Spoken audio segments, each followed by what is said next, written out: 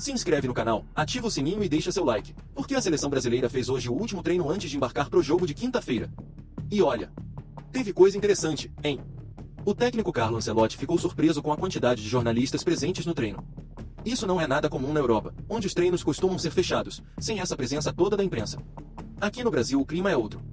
E ele já sentiu isso na pele. E sobre o time? Já tem esboço rolando. O famoso treino, com e sem jaleco, para deixar aquele suspense no ar. Será que já dá para cravar a escalação? Ou o professor tá querendo confundir a cabeça de todo mundo?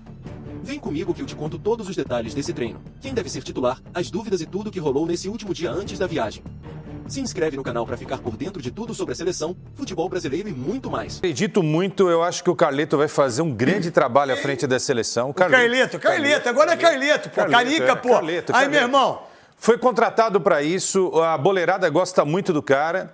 Vai ter pouco tempo com os jogadores. Estava fazendo as contas. Até o Brasil estrear na Copa dos Estados Unidos, do Canadá e do México, ele vai estar com os jogadores apenas 46 dias. Olha que coisa maluca, né? É muito pouco, né? No dia a dia do clube, pô, né? 46 dias, ele fica todo dia com os caras do... Ficava, né? Todo dia com os jogadores do Real Madrid. Uma temporada, né? Então, na seleção, se juntar tudo só 46 dias. É um problema? É. Mas é um problema que todos os técnicos que passaram pela seleção brasileira tiveram. Então, não pode ser uma desculpa também. E aí tem uma desculpa do Carleto, do Ancelotti aí, que é o seguinte, ó, eu perdi a Copa, vamos supor, saí na primeira fase, isso, que não vai sair. Não. Perdi nas oitavas, perdi nas quartas, ou perdi na semi, ou perdi o título, pô, cheguei muito tarde, cara.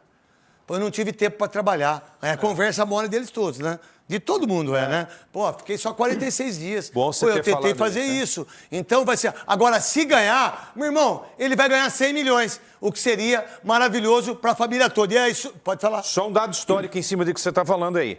Toda vez que o Brasil foi campeão do mundo, foram 5 vezes, nenhum técnico ficou o ciclo inteiro à frente da seleção. Só um exemplo, o Zagallo assumiu a seleção em março de 70... 3 meses depois, ele estava dirigindo o Brasil na Copa do Mundo. O João Saldanha falou que o Pelé era cego. É brincadeira, né? Caiu. E aí caiu.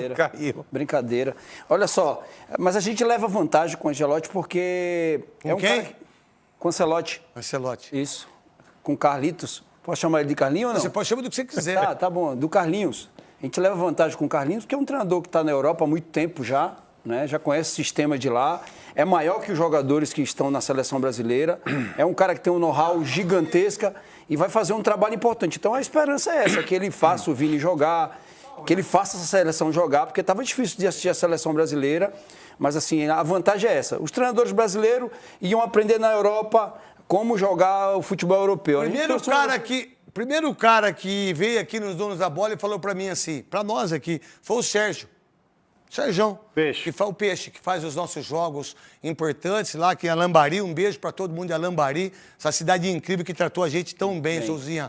É o seguinte, Neto, tem que ser treinador europeu. Eu era contra isso. Eu falei, por quê? Porque, pô, só veio jogador europeu. Pô, então ele tem um entendimento melhor de como se posiciona, como é, o esquema tático, tudo isso. E aí, ele só é o Carlito Ancelotti, o cara, ele é o maior treinador de todos os tempos. O cara tem 5 Champions, 4 campeão do mundo. E o Vini, com ele, foi o melhor jogador do mundo, né? Quem sabe o Vini não joga diferente? Pois é. Na seleção deve voltar a jogar bola, deve jogar o que ele jogava com o Ancelotti lá no Real Madrid. E aí vai ser um jogador importante. Por isso que eu acho que o ataque é Vini, Estevão, ele tem que colocar o Pedro também na frente, porque é o melhor atacante que nós temos. Richarlison já passou por ali, Matheus está chegando agora, mas ainda nem está jogando nessa posição mais lá na Europa. Então hoje o 9 que a gente tem de ofício é o Pedro, que é o melhor jogador do Brasil na posição. Então precisa ele para também entrar nesse time e ajudar esse time a jogar. E eu acho sim que ele vai fazer um grande trabalho. O Richarlison está aí na última Copa, né? Mas para mim também já... Foi campeão da UEFA, jogou bem os últimos jogos. Eu não acho que ele é o cara para ser o 9, não. Não, tá, tudo bem, é o Pedro para mim. Tá, para mim também. O Yuri Alberto, né? Mas nesse momento a seleção brasileira precisa...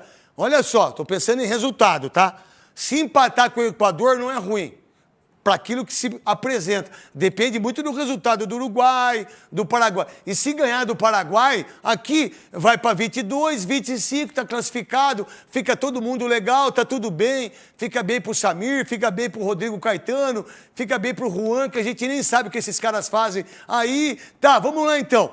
O Brasil precisa ir para a Copa do Mundo diferentemente daquilo que vem sendo. Porque o que o Tite fez com a nossa seleção em 2 Copas do Mundo é absurdo. O Luiz Henrique aí, ó.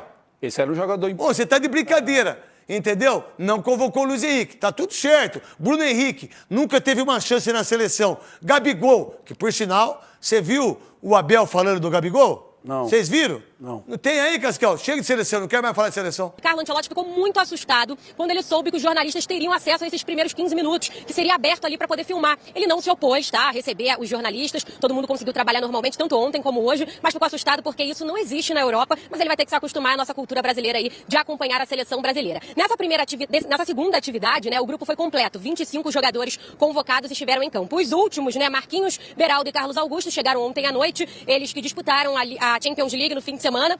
Então chegaram depois e aí se juntaram ao grupo. Alguns atletas do Flamengo e também o Estevão do Palmeiras treinaram com o grupo, porque ontem eles fizeram um regenerativo, já que atuaram pelo Campeonato Brasileiro no final de semana, né? Gerson, Léo Ortiz, Alexandre Danilo e Estevão então se juntaram a esse grupo. O que deu para observar dessa atividade? Ali, claro, os goleiros treinaram de maneira separada, como é normal, mas teve aquele grupo com colete e sem colete. E aí o sem colete teve 11 jogadores de linha. Tem um a mais ali que pode indicar também uma dúvida no sistema defensivo. Não é um esboço de escalação da partida contra o Equador, mas vou trazer aqui os nomes para você. Wanderson, Danilo, Marquinhos, os 2 Alexandros, tanto o do Lille como o do Flamengo, Casimiro, Andrés Pereira, Andrei, Estevão, Vinícius Júnior e Richarlison. Esses atletas treinaram sem colete. Lembrando que o atacante Rafinha está suspenso. Hoje a seleção viaja às 4 horas da tarde para Guayaquil, onde na quinta enfrenta o Equador nesse primeiro jogo aí de Carlo Ancelotti à frente da seleção brasileira. 4 horas da tarde o voo segue para Guayaquil, onde na quinta-feira vão enfrentar o Equador e nosso Nivaldo Decilo vai acompanhar tudo de perto por lá. Amanhã tem entrevista de Carlo Ancelotti 1 hora da tarde do horário de lá. E logo depois, às 5h30, tem mais uma atividade, a última. Lembrando que tem duelo contra o Paraguai na Arena do Corinthians, em Itaquera, no dia 10, né? E a CBF prometeu que até o fim do dia vai anunciar aí a venda de ingressos, como que vai ser esses detalhes. Ah, só mais um detalhe. O presidente da CBF, Samir Chaude, estava aqui no treino da seleção brasileira com todo o seu staff.